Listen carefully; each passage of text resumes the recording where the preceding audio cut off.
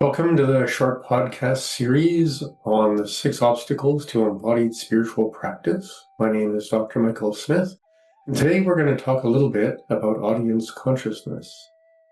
So audience consciousness is a phenomena that has concerned meditation teachers for at least the last 1,000 years. The more we as human beings learn to sit and watch, sit and read, sit as children at a desk and learn, the more time we spend in the audience, the more separate we become from our birthright of belonging and beingness and connection. If you haven't read the article introducing the 6 obstacles of modern embodied spiritual practice, I'd encourage you to do so. And here's a quick list. So the first one is audience consciousness, which we're talking about today. Number 2 is dopamine and acetylcholine dysregulation.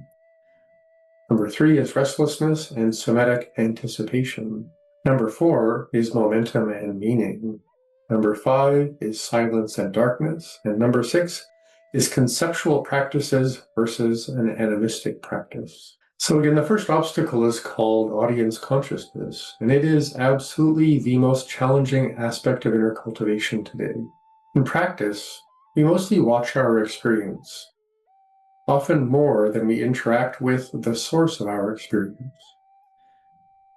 Imagine going to a Shakespearean theater. You sit and watch the drama unfold. You naturally clap and boo along with everyone else while having a non-stop cascade of opinions of everything that is happening on the stage. From a meditation perspective, the next step is to get up on the stage and enact some changes to the classic script and characters. Eventually, you may sit still and wait long enough for the stage to become silent and empty. If any action could help, it may simply be getting onto the stage with a broom and just keep sweeping. Allow the broom to fill that space with the sacred sound of shh, shh, shh. In the podcast for this obstacle, I will describe how this begins, progresses, and eventually distorts attention itself.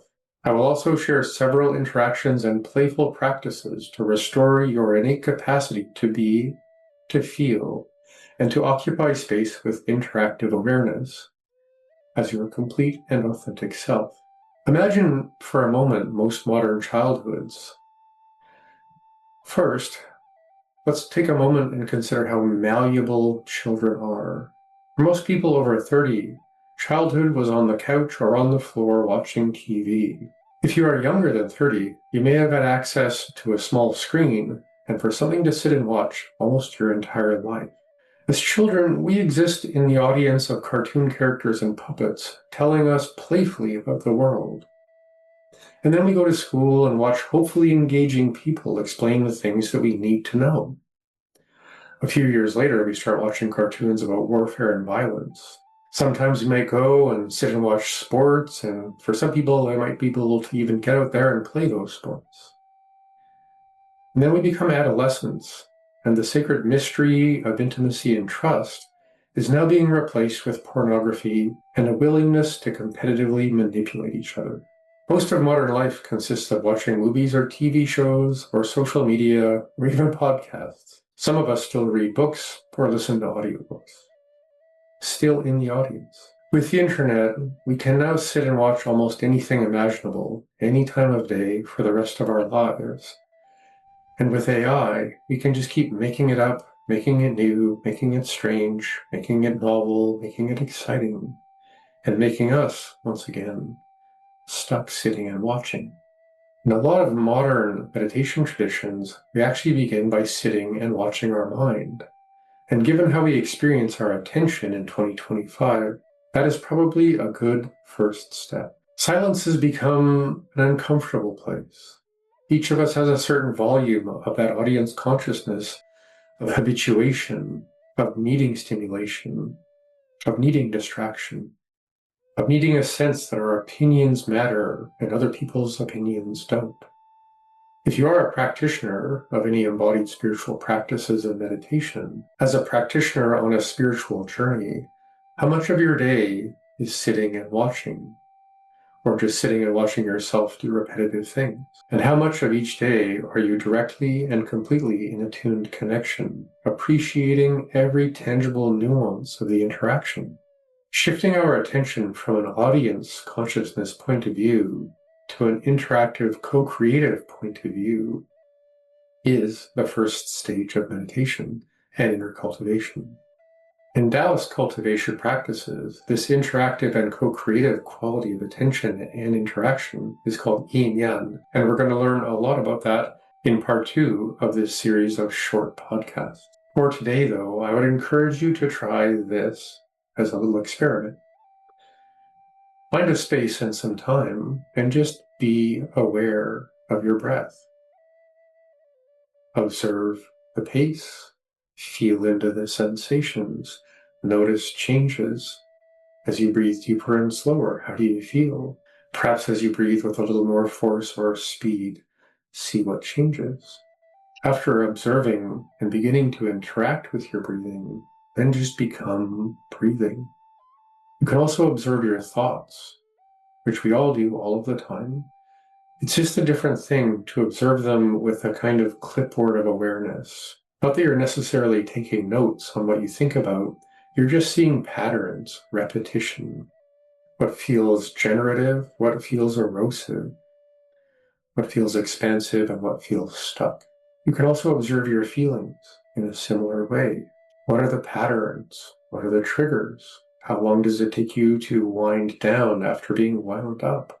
Too much of most emotions feel something like being hurt or overwhelmed or a kind of existential or intuitive pain.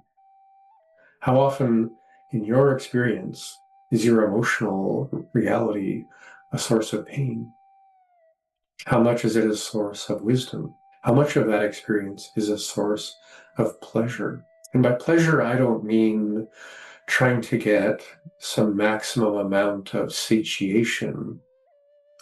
By pleasure, I think I'm speaking more of a kind of stillness and calmness and ease and trust, and a quality of confidence in just the nature of life.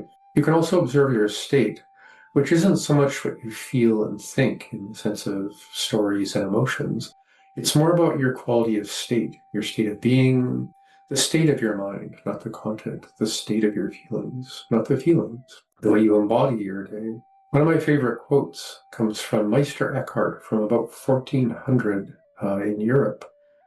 And he liked to say, all beings come into being in a state of being.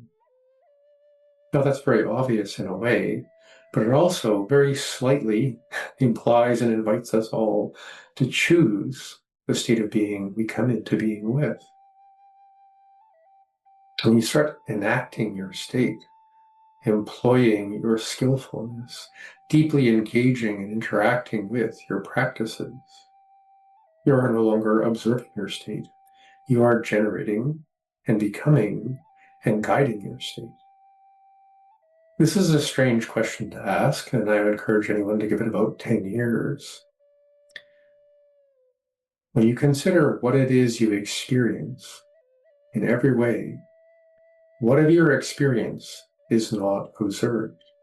So we'll have a little chat in part 2 about yin yang, this guidance from early Taoist practice of how to move out of audience consciousness into interactive awareness while you guide your state of being, your sense of ease, and your spiritual journey in this life. Thanks for listening to part 1. Part 2 will be out soon. Please, if you can, use a little bit of your algorithm alchemy and like, subscribe, share, comment, ask a question, just so other people have a chance to consider these questions as well. Thank you, and have a wonderful day.